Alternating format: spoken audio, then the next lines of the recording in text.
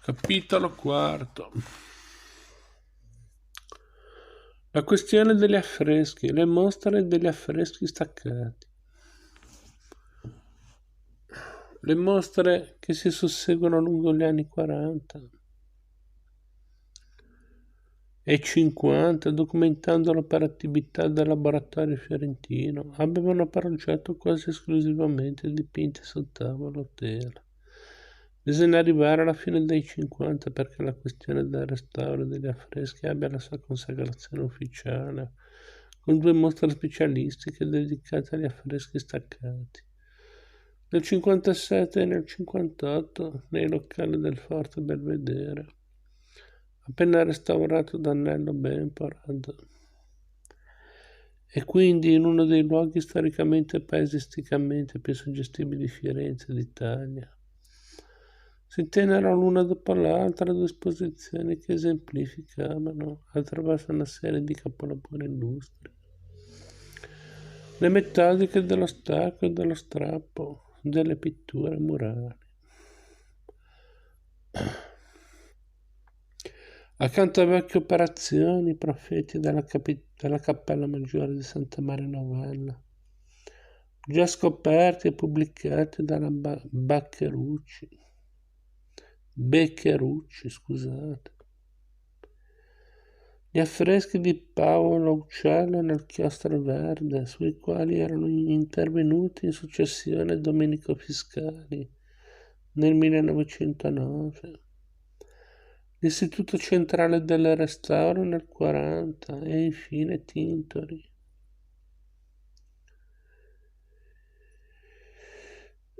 La conferma della regola di Filippo Lippi al Carmine staccata prima della guerra.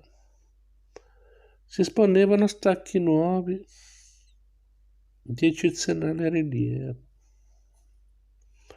Per dire solo di alcuni, le lunette di Andrea del Sarto, Natività della Vergine, di Rosso Fiorentino, Assunta, del Pontormo, Visitazione, del Baldovinetti, Natività, tratte dal chiostrino dei voti della Santissima Annunziata, il Tabernacolo dei Giustiziati di Bennozzo Gozzoli,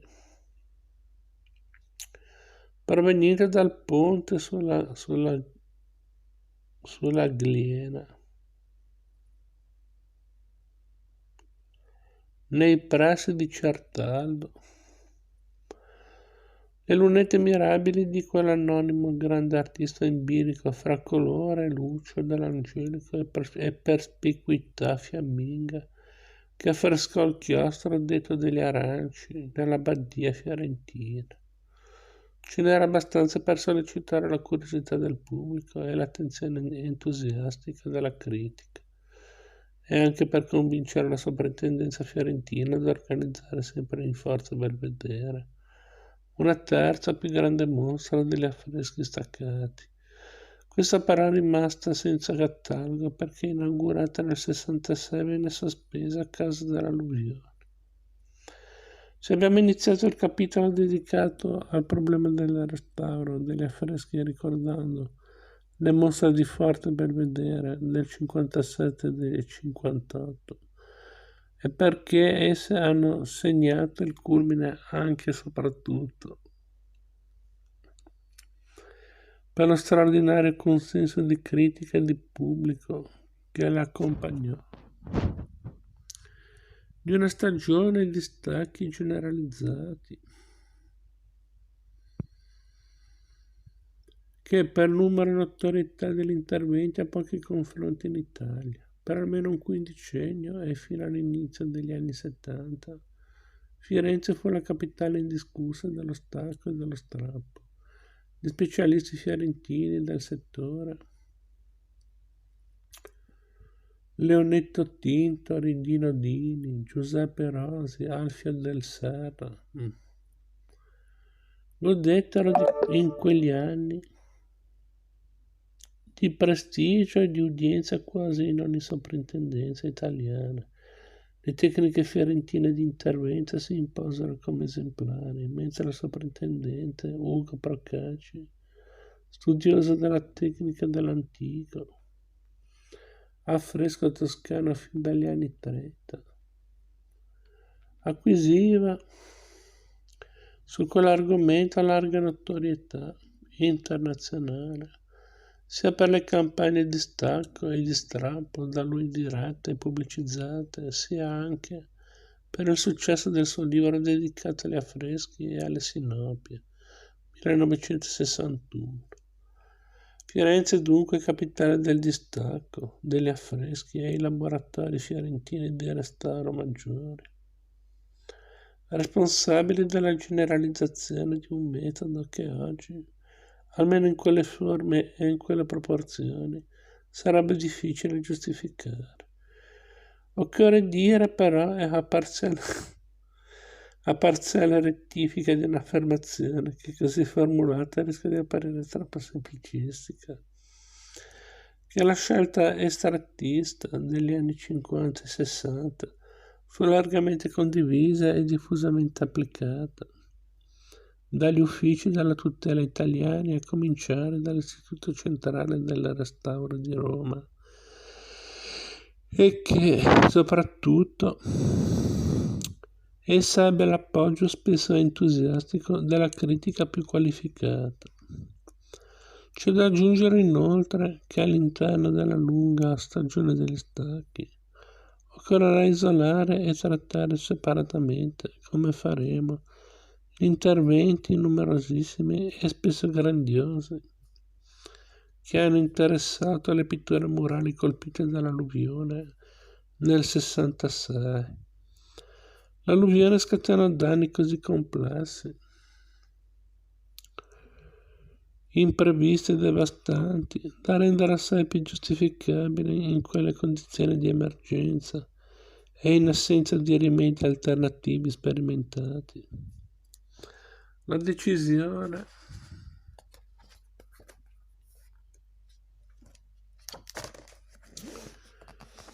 di stacco per quasi 3.000 metri quadri di affreschi.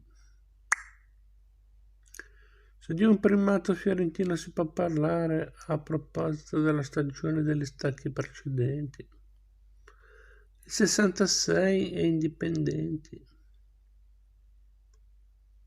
dalle specialissime problematiche dell'alluvione.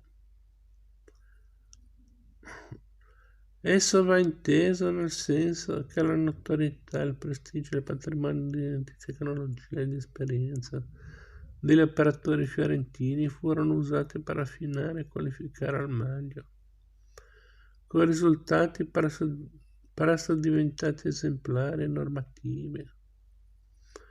In tutta Italia, una scelta operativa di cui solo oggi riusciamo a valutare appieno i rischi e i costi. Non in quegli anni, quando la convinzione che lo stacco fosse l'unica terapia efficace per il salvataggio delle pitture murali era largamente condivisa e con argomenti che in quel momento sembravano ben validi da storici dell'arte e da tecnici della tutela.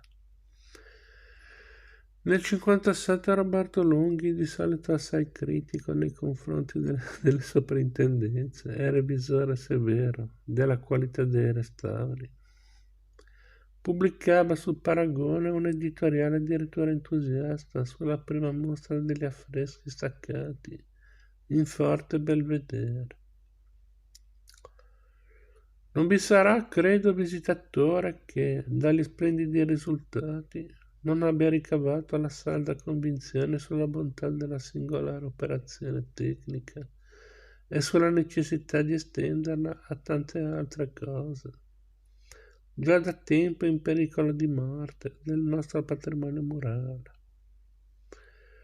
Fra le tante altre cose di cui il grande critico si augurava il distacco, c'erano anche, è opportuno ricordare, gli affreschi di Assisi e quelli di Piero della Francesca ad Arezzo.